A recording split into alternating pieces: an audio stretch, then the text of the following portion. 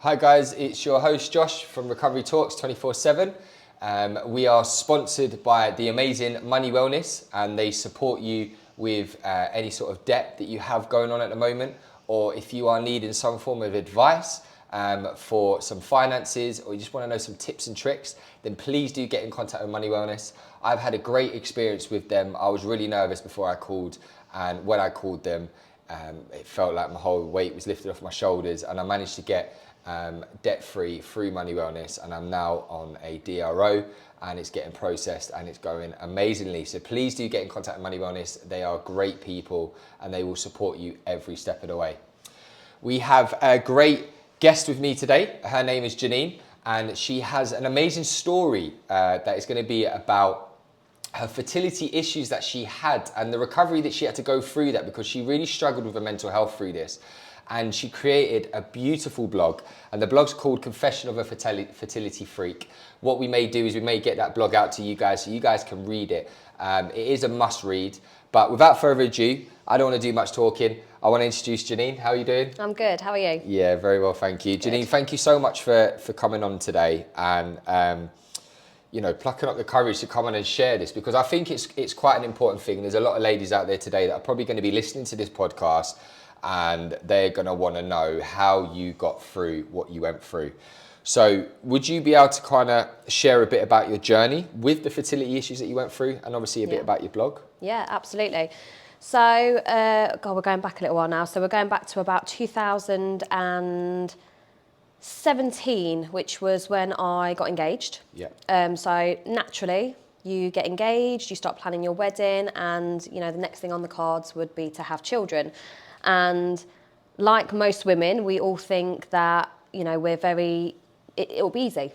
We do the deed, have a baby, have a happy family, brilliant. That's not how it worked for me. So I got engaged in 2017, and we decided to start trying from then. I know a lot of people wait till after their wedding, but we decided to start trying before. But I'd been on a injection, so the depot injection, which is a contraceptive injection, for years. Yeah. Been on it for years, probably about 10 years I was on it. And I knew that there would be some issues coming off of that. They do say it can take up to a year for your monthly cycle to get back to normal, for ovulation to start getting back to its normal cycle. So I knew that it wouldn't be a quick thing. Yeah. So I stopped taking the depot injection it was the beginning of January 2017. And by the Christmas, nothing had still happened. But as we do, women, we track our cycles every single month. We pee on those little sticks to see where we are at our cycle. Is it a good time to start trying when we're ovulating? And I knew my ovulation was there. It was happening every single month because it was showing, but nothing was happening in regards to actually catching and falling pregnant. So we carried on, and I think it was for about 15 months I carried on without going to the doctors or anything like that, and just nothing. So about 15 months in, I decided to go to the doctors, and they said that we may have to try for a little bit longer, but they'd do some baseline checks. So that included some blood tests. Yeah. My husband at the time had to do like a semen test. They were sent off. Results came back really quickly that there was nothing wrong with either of us. So we thought, brilliant, that's ruled out any issues. Let's just give it a little bit more time. We then got to kind of the 2-year mark, I think it was. So we got to... it was about 2 years in, still nothing. Went back to the doctors again, and I had to then go for further tests, which are quite invasive tests, not very nice. You feel very exposed to, I think every doctor within the practice had seen the area that you weren't looking at, and you felt very exposed. But they still weren't coming back with anything. They were still saying that nothing was wrong. We were classed as unexplained infertility, is what they said. And so in theory, we should be catching, but we couldn't catch. And obviously then this just carried on. This carried on for quite some time. More tests. We went through a period of time where the hospital actually got my results mixed up with somebody. So I had some tests done, was waiting for the results, and then they kind of called me to say, we're going to have to do these tests again. I was like, well, I've just done them. And they was like, yeah, no, they're out of date. We need to do them again. And then I got called again, weeks later to say we're really sorry that the results had got mixed up with somebody else's. So it was all just stress. There was always added stress, and there was always seemed to be barriers as to why I couldn't get any further with this. So during this time, obviously I started to write the blog. Yeah. Because I was getting really frustrated. My mental health was at an all-time low. I struggled with it a lot, and that's when I started the blog, because I needed to. I wasn't really venting to anyone. I didn't know how to talk to people about it really, because you get the same things from people. Oh, it will happen. People would say, oh, it will happen when your time's ready. Your time will come, and it was just getting so frustrating that I just needed all of this stuff to come out, which is why obviously I started writing the blog. The blog. Yeah. Awesome. I'm going to just do this 2 seconds. So, you've written this blog. Yeah. I've read it myself. It's a brilliant blog. Very, you've really delved into, the beginning of the story. You've tried before. You got married. You've had a beautiful wedding, as it's explained there. Yeah. Everything's going really well, and you're going through this process now, and you're just like, why can't I get pregnant? And Yeah. you're going through that stress of things getting mixed up, and like you said, this is now starting to affect your mental health. Yeah. And I really want to kind of talk more on that, because that's a big thing. Yeah. And I don't think it's spoken about enough, especially with it's coming from someone that's got lived experience with this as well. Yeah. So can you describe some of your emotional highs and your lows that you experienced throughout this whole time? Yeah.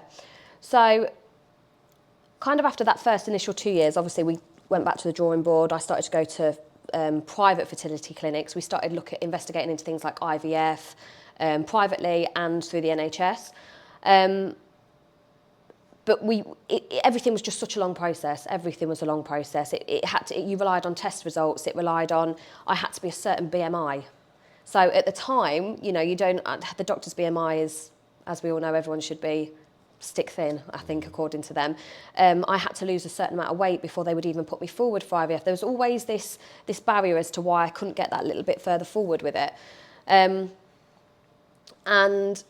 at this point, I was wanting to give up, and we were probably about 2.5 years in at this point. But I had the wedding to focus on. So kind of 8-9 months prior to the wedding, I switched focus. I needed to switch focus, and I thought, right, I've got the wedding now. Let's just get into planning that. And it was just coming up to Christmas. We'd had a really amazing Christmas.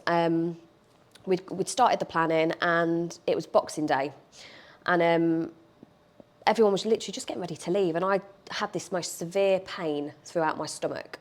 I can't even explain it. And I went upstairs, and I had to call James up. I'd started bleeding. I got taken to the hospital, and I was miscarrying. I didn't know I was pregnant. So, we've gone through all this process of me not being able to fall pregnant. Turns out I did, on this occasion, fall pregnant, and I lost it very early. I think it would have been 4 weeks I lost it. They sent me back to the hospital for tests, and what they don't ever tell you is when I went to the hospital to have some more tests done and more bloods and all the rest of it, I just lost this baby. They sat me in a room with pregnant women, with their partners. So, I was struggling, and I'm having all these tests done, which were, like I say, they're very invasive. Yeah. And they sat me in a waiting room full of pregnant women. And I remember just sitting there thinking, I need to leave. I can't do this. Like they're happy with their husbands, and absolutely, so they should be. Yeah. But I can't be here. I can't be, and I just left. And that's when my mental health really started to hit an all-time low. Yeah. I started drinking as a way of coping. Yeah. I couldn't fall pregnant, so in my head I was like, well, I'm not getting pregnant, so I might as well drink then. That's how, and it's what I just did. And then it was January 2018. No. 2019. January 2019. I was due to get married in the August, and one of my bridesmaids came round to give me the news that she was pregnant. And I can't even describe it. When you're so happy for somebody, but ultimately you feel it was like my world just stopped. I can't even describe it. My world just stopped. I just thought, I can't believe this. Like, I'm happy for my best friend, but I hate it. Yeah. I really hate it. And I started to get thoughts that you shouldn't be having, really, about people that are pregnant. I started to wish that they weren't. I started to sit there thinking, well, why are they pregnant? Why do they deserve to be pregnant? Like, I can't have it, so why should they have it? And this is how my thought process started when I started to get at my all-time low. That was in the January. February, so she was one of my bridesmaids. February, my next bridesmaid comes to me to tell me the news that she's pregnant. Same thing. I just thought, I can't believe this. Like, 2 of my bridesmaids, 2 of my closest friends, they're both pregnant. I should be happy for these people, but I'm not. Yeah. And I couldn't cope with it. And each time I got given this news, I would drink a little bit. And then I'd kind of just pick myself up and carry on again. I needed to just carry on, but I was numb. The only way I can describe it is I was so numb from like, I couldn't even walk down the street without having these thoughts of, like, if I saw a pregnant person, like, I'd have thoughts that if they miscarried, then I wouldn't have to watch somebody go through this. Like, I can't watch somebody be pregnant. I don't want to watch somebody be like pregnant. Why should they have it? Awful things. Yeah. Managed to pick myself up again, and then my nan got quite ill, which obviously then threw it all completely off the chart. She ended up passing away on April Fool's Day. Wow. You know, she wanted to go out with a bang, obviously. Yeah. So not only was I dealing with the fertility side of stuff, I'd lost my nan, who we were extremely close to. My 2 bridesmaids had told me they were pregnant, so I was just thinking, oh, great. And all I kept thinking of in my head was, well, they can't be bridesmaids if they're pregnant. I can't have fat bridesmaids, you know, because this is what you're thinking at the time. Anything to just think, to get away from the fact that they were, well, no, you know, they're going to look ridiculous in a dress. We kind of just got over that with my nan, and then I think the kind of straw that broke the camel's back as such was I remember it so vividly. I was driving back from the Leicester High Cross. We'd been shopping, and I think it was something to do with the wedding. It might have been suits or something. And my sister rang, and she said, "Oh, Janine, can you pop in on the way back?" And I straight away could feel my heart go. I thought, I know what she's going to tell me. I know what she's going to say. And I was like, "Oh, what for?" And she said, "Please just pop by on your way home." And I was like, "Right, okay." And it's the first time I'd ever had quite a severe panic attack, because I knew what she was going to tell me. I knew what was coming. And I remember being in the car and I couldn't breathe. I could not breathe. And I remember saying to my husband at the time, "You need to take me to my mum. I need to go to my mum." And he was like, "Well, you know, we've got to go." I said, "I can't go to my sister's. You need to take me to my mum." And I walked in my mum's house and I just collapsed. I couldn't breathe. And I was like, "She's pregnant, isn't she?" And my mum was like, "Just go and talk to your sister." I said, I can't go around there. Like, I physically can't face it. 1, because I didn't want to hear it. Yeah. But 2, I knew how hard and upset she would be having to give me this news as well, because she'd been through the journey with me and she knew I was struggling and she knew how it was affecting me. Yeah. And I managed to kind of like my mum brought me back down and I calmed down. I thought, I'm going to have to go around. I can't not show up at my sister's house. Yeah. And I walked in the door and she was just sobbing and telling me she was pregnant, which is a huge guilt that I have even till today, because your sister shouldn't feel that way to tell. It should be happy news, shouldn't it? Somebody saying they're pregnant, and she wasn't. And she was just sobbing. So obviously I started crying and she told me she was pregnant, and I was so happy for her, but just felt so low and empty at the same time. Like, I can't describe it. And I would never have wished, obviously, anything bad on my sister, but equally I just thought, I don't know how I'm going to cope with this. I don't know how I'm going to watch her bump grow and her have the scans and the gender reveals. Like, I physically don't think I can cope with it. And COVID hit around the same time. Do you remember when everything went into lockdown? Yeah. So I had to stop work. So at this point, I couldn't work. Everyone around me was pregnant. I couldn't catch pregnant, so I started drinking, probably most days. Yeah. Really, it was nice weather. Nobody could do anything, could they? So it started at maybe like 2 o'clock in the afternoon. I'd like sit in the garden, think I'd have a barbecue and have a few drinks. And then I remember it getting to sometimes 11 o'clock in the morning. And I would jokingly be like, "Oh, it's 12 o'clock somewhere in the world. Like, we'll have a drink." And it's the only thing I really knew what to do at that stage, is have a drink. I had nothing else to do. I couldn't work. I couldn't conceive. So I drank to pass the time, I guess. which was a way of dealing with it, because I didn't know how to deal with it any other way. I just felt just empty. And it's amazing how you've just explained, like, I was literally just engrossed there, and obviously there's going to be some people that are going to be listening to this and they're going to be like, wow, like, how did you get through this?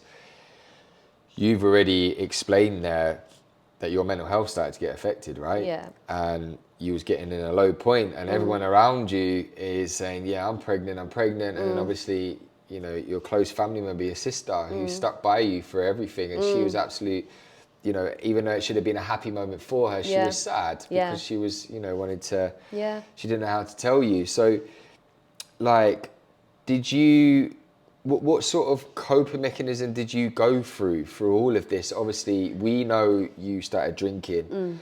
I'm guessing the drink was just to cover up how you was feeling, to fill, as I always say, fill the void. Yeah.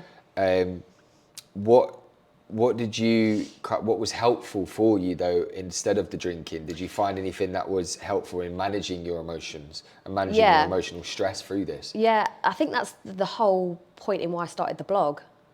By me writing down the story and what I was going through, it made it easier for me to process. Yeah. Because before I started writing it down, everything was I was just empty. My head was just full of, it was so negative, everything. There was a lot of negativity. You know, I remember even still being in the salon, and just comments as well. Like, I think people forget, when people are trying for babies, and we all naturally do it, don't we? We all naturally say, oh, you know, especially when you get married, oh, when's your baby, when are you going to have a baby then? When are you going to start trying? I used to get a lot of that in the salon, and it's all stuff that you keep in your head, which I think it just makes everything so much worse when you get in these. So I needed to write it down. I needed to put pen to paper, and I needed to almost like get it out of my head. Yeah. And the only way I could do that, because I didn't really know at this point of any groups that I could go to. I hadn't really looked, if I'm honest, but I didn't know of any other way that I could do that. So the only way that I found that took my mind away from it was by writing about it. So I wrote it all down in a blog, and I remember I ordered all my doctor's notes so I could get all the dates right and everything. So I knew exactly what had happened, when, what tests I'd been for. One way of me coping with going through all this was to start writing it down. Yeah. And it really helped. And then I remember thinking, wow, this is quite a lot. Because, again, you don't realise over the years I've had X amount of tests. I've had all sorts done. I've tried everything. Like most people going through fertility, we have tried it all. We have tried every which way position. They tell you to eat certain foods. They tell you to do certain things. We've done it all, you know. Nothing usually works, or it does maybe for some, it didn't for me. And I just remember thinking, wow, there's a lot of information here, and if I can write this down and it could be of help to somebody, and I wanted to be quite honest with it as well, because a lot of people sugarcoat a lot of stuff like this and put in all the good things, and like they make the test look not so bad. And I remember thinking, no, I want people to know exactly what it is, what it does to your mental health, what tests you have to go through, the processes, because it's not something that could be fixed in a week. You know, this took me years. And I wanted it to be quite honest, so that somebody reading it could see that, you know, there is a light at the end of the tunnel, and you don't see it at the time, but there's also a journey to take to get to that, and that's why I wanted to start writing it. Yeah. And I'm guessing if you saw, say for example, if someone wrote a blog similar to yours at the time you were struggling, would that have supported you? Absolutely. I remember trying to find it, but all the ones that I found were like really, they fell pregnant really quickly. Like it was sugar coated, and I didn't, and I'm a bit like, well, that's not helpful. That isn't helpful. I wanted to read somebody's raw story of exactly what happens and the process, because that would have been more helpful to me. And so that's why I wrote it. So there's, you know, you've gone an overview of this. You've really gone through a hard journey, and this has really affected you emotionally. Yeah. It's affected your mental health. You're kind of in a pit, but then, you know, you're sort of semi coming out of it because you've written this blog. Yeah. COVID's hit, and you found a way to get your information out. And I really do believe getting pen to paper, it really does work. You know, I've been doing it for my own journey, and the work that I do is I write stuff out, and it actually does work. you know, because sometimes our minds can just be so messed up with loads of different words and things going in our head, but if we just write it down, it just, and I'm guessing when you read back it just made sense. It's like, it just cleared it up a little bit, because you can get very confused with it all, can't you? And you can get lost with what you've done where and what's happened when, and the emotions, and you know, the mental health side of it definitely takes over the whole thing. But I think when you can write it down, you're able to process it. And I was able to process it once I was able to read back what I'd written. Yeah. So you've already said then, you read other blogs and they were kind of sugarcoating it and that. So did you feel any sort of like cultural pressure or regarding fertility? Was it not spoken about enough? Was you not supported enough? Like, I think support-wise, especially more from the doctor side of things, no, I don't think it was supported enough. I think there's probably, like, I was never given the option of, here's a support group, or here's a support site, or here's a support helpline, or anything, or read this book, this will clarify. I was never given those options. I found myself hunting online to try and find the clarity myself or some information. And when you're in that headspace, the last thing you want to do is go rifling through websites to try and find yourself an answer. Ultimately, though, I think I was looking for I wanted somebody to tell me when I was going to be pregnant. And nobody can give you that answer. So I think maybe I was looking for too much as well, because I even went as far as going to a spiritualist, because I thought, well, they might be able to tell me when. They might be able to tell me it'll be this year or this month, and nobody can. But that's what I wanted. I wanted somebody to come to me and say, Janine, you are going to be pregnant, and it's going to be in March, whenever. Do you know what I mean? But nobody can give you that answer. And I think that was one of the things that I tried all sorts. I tried all sorts. I did little think calculators online. I did, like I say, I paid to go and see a spiritualist because I wanted somebody to give me an answer. Because what I couldn't understand is, if there was nothing wrong with either of us, why wasn't it happening? Like there must have been something. There must have been an answer somewhere that somebody could have given me, and they couldn't.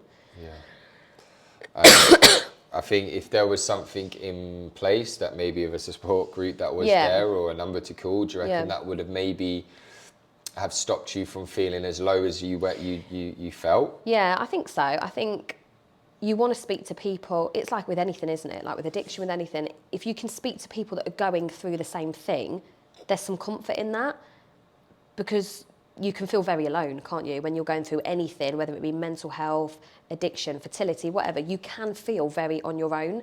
And obviously, especially something with fertility, for a woman, we should be able to do that. It's something that you think should be very natural to you, and that you're not going to struggle with, and that's what we're made for, isn't it, women? We're made to conceive and give birth to our beautiful babies, and it's not until you come up against that struggle that you realise it's not quite so straightforward, and you just feel very alone. And I think it's really important to find the support groups out there where you can speak to women that are going through the same thing. So you was with your partner at the time, and obviously there may be people that will be listening now and they're struggling. Like, how did you both cope with it together? What did you do? It must have been a hard time. It was really hard, and I think it caused. We never argued or anything like that, but we did drift apart. We drifted apart from kind of starting with it, and I think because it became such a pressure, because when you start out trying for a baby, it's fun, isn't it? You know, because it's you're having sex. It should be loving. It's passionate. It's fun. It's whatever. For me, it became a job, which is awful, and you know, especially for my partner at the time as well. I remember it got to the point where we would only be intimate on the time of the month when I was ovulating, because I track it, and it was a bit like, yeah, okay, it's time now. Let's get this done then. And that's how it became. And there was no, you lose the intimacy with it. It was a bit like, this is the time we need to do it, to hopefully catch it, get the job done, back to in the garden having a drink, or back to work, or whatever. And that's how it became. So I definitely think it can cause issues in relationships. I think it can just drive you apart a little bit, really, because you lose that closeness, and you lose the intimacy between yourselves. So seeing what you've just explained there, so you've gone through that period and you went through that hardship, especially obviously definitely having a strain in a relationship. Is there anything that you would have probably have done different Or would you like to give advice to somebody else that was going through that? Maybe you could advise them so it doesn't happen to them. You know, is there anything that you'd be able to I think say? I probably should have gone maybe back to the doctor and persisted with that a little bit more. Obviously, because COVID hit, it caused a massive everything. I know doctors obviously didn't shut down, but we were all locked in, weren't we? Yeah. So there probably was support groups online, and maybe I should have maybe actively looked for that a little bit more. Yeah. But because you couldn't go to face-to-face groups, you couldn't go and meet with people and have a coffee, I think COVID played a massive part in isolating everybody, didn't it? So I was going through this, but also you're having that battle of like, well, I can't do anything because we're not allowed out. We're not allowed out our houses. So I think for me at that time, it was difficult to access support. If we were going to do it now, I would actively be out there trying to hunt a little bit more for those support groups and to go and meet those people that are maybe going through similar experiences, and definitely tap back in with the doctor more as well. Yeah. To push it. I don't feel like they openly kind of go, here you go, here's all the leaflets. But if you go enough and you push, there's got to be something there, hasn't there? So I think, you know, maybe that's down to me to maybe have pushed that little bit more and find those groups. So how, you've gone through all this now, how long of a period of time was you going through this fertility issue? So we started at the beginning of 2016, 2017, and I caught pregnant in 2020. Wow. Yeah. So, you know, and like you said, you know, there was obviously stories and blogs that you've read, Yeah. and they were a bit sugar coated, and it Yeah. wasn't, they didn't have a long period of time where they had fertility issues, but Yeah. here you are, Janine, Yeah. and you've had a very long period of time, and you've had all of this stuff going on in your life, Yeah. but you're sitting here today and being able to share strength and hope, Yeah. you know, that it is possible. And Yeah. yes, there is, you know, I'm not a doctor, you're not a doctor, but your story in itself is you were still persistent, you still got Yeah. through it. Yeah. So like how has your experience with fertility struggles like shaped your kind of perspective on life and your mental health? Has it done anything like that for you? Yeah, so I think regards to other people and pregnancy and stuff like that, I'm much more aware now, because I went through that time of, I was a hairdresser, so I was in salon, and I got constant comments of, and I'm sure everybody in fertility has the same comments. So one of the regular ones was, oh, when are you going to have a baby then? When are you going to have a baby? Or I quite often got called, because I was older, because I was struggling, obviously people didn't know I was struggling, I was called a geriatric mother. I think medically you're down as geriatric when you hit over the age of 30, I think it is anyway, which that's obviously in itself, you don't want to be hearing you're a geriatric mother. I used to get things like, oh, your friend's pregnant, you know, why are you not pregnant? You know, things like that. So it's made me very conscious of, when you see those couples that are together and they've been together years and they've maybe just got married, don't ask those sorts of questions, because you just don't know somebody's struggles. You know, it used to really get me down to the point where I started snapping at people in the salon. Like I would turn around and actually then tell them I was struggling, which then I almost purposely wanted them to feel bad for asking those questions in the first place. Even though I knew they knew nothing about me, I wanted them to feel bad. So I think it's really important for people to be really aware of that people do struggle with their fertility, and not to kind of just presume because they've been with somebody for 5-6 years or because they've just got married that they're trying for a baby or they've not actively tried. And I think we need to make a conscious effort not to ask those questions. You know, we all want to know, and it's a very natural thing to go, oh, you're married, let's babies now. But I think for me, I didn't want to be like kept asking those questions. Mental health wise, it took me a little while. It did take me a long time throughout the whole process. Right up until me actually finding out, the day I found out I was pregnant, obviously I was drinking. And it was COVID. And we'd I think COVID hit about the end of March, wasn't it, when everything shut down. And we couldn't go on a honeymoon. So got married, everything, we couldn't use the money. So we ended up buying a hot tub. So this all kind of was perfect for me, because I thought, excellent, nice weather, hot tub, drinking, I'm not working, which is what I did every day in that period of time. And it was, so that was March. The May, I was like about 2 days late on my period, and I remember thinking, that's a bit weird, but that had happened to me. And we went to Tesco's, and first thing in my mind is, I need to get a bottle of martini. Yeah. So I went to and my sister rang me and she said, Janine, I think you ought to get a pregnancy test. And I was like, no, it's pointless. There's no point me doing that. And she was like, just get one, just to see. And I thought, so I ended up picking one up anyway. So in I walks in the house, I've got a bottle of martini, pregnancy test in the other hand. And James, my husband at the time, said to me, just do the pregnancy test now. I was like, oh no, I'll do it in the morning. Like literally in my head, I'm thinking, well, I've got a cocktail to make. I've got this whole bottle of martini here. I need to make a cocktail. You know, well, just do it now quickly, just get it done. And I did the test and it came up pregnant straight away. So from COVID hitting, me stopping working, within that obviously 4 to 5 week period, I actually caught pregnant naturally. Wow. But even right up until that point, I almost didn't believe it either. Like I remember even for about a week or 2 weeks after that, I was constantly doing pregnancy test because I didn't think it was real. I thought, no, that can't be real. It's a duff test.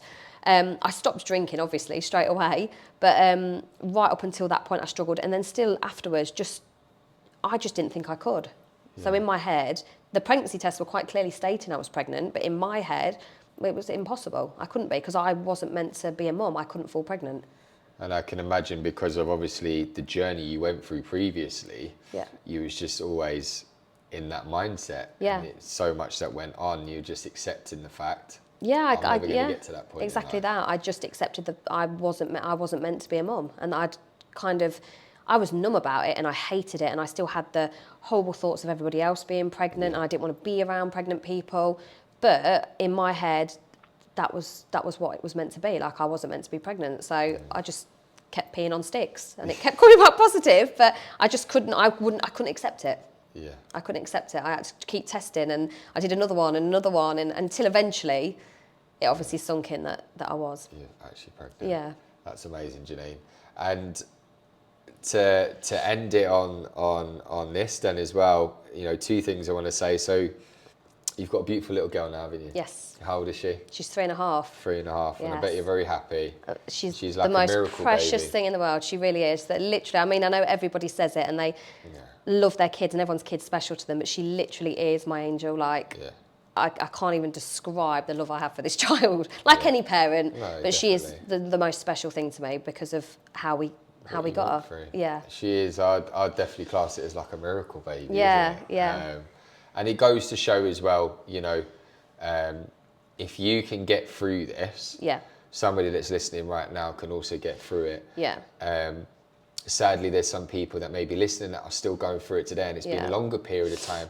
Yeah. But what I really want to hear, and I'm sure a lot of people that are listening at home want to hear, what advice would you give to somebody that is going through fertility issues right now, that may be struggling with their partner, they don't know how to get through it? What sort of advice would you give them, Janine? Yeah, I mean, I don't want to be one of those people that's going to say it will happen, because I know when you're going through that, it's the worst thing in the world to hear. However, I do believe there is a light at the end of the tunnel. Yeah. Some of us, it takes a lot longer than others, but when we get there, that baby's the one that's meant to be, and it is the most precious thing in the world. But I would definitely also recommend write it down. Yeah. Put pen to paper, because it really, really helped me process everything that was going on, mentally, physically, everything, the anger, everything that I could, by writing it down, it helped me process it, and it helped me understand it. And, you know, if I can share that with somebody else now, I'm hoping that might help somebody else also. Yeah, that's amazing, Janine. Janine, it's been an absolute pleasure speaking with you today, and hearing your story, and you just being open about it as well, because, you know, especially from a woman's perspective, it's quite a deep story, you know, to share, and other people are going to relate to that as well, I'm sure. And being able to hear how you got through with your mental health as well, it's just amazing, and it does give a lot of people hope that it's going to be okay. And like you said, there is a light at the end of the tunnel. Yeah. And it's great that we can just communicate this stuff, and we can talk about this stuff, because again, talking is key. Talking is massive, and also writing down. And everyone that's listening at home, what I'm going to do is I've agreed with Janine, I'll put her blog on there for you guys, so you guys can have a look at it, have a read through it, maybe get a bit of encouragement to do it yourself as well, whoever's struggling and maybe going through a fertility issue at the moment. But everyone at home, thank you so much for listening. Janine, thank you so much for coming in. I really appreciate it. Thank you for having me. No problem. Take care. Cheers. Thank you.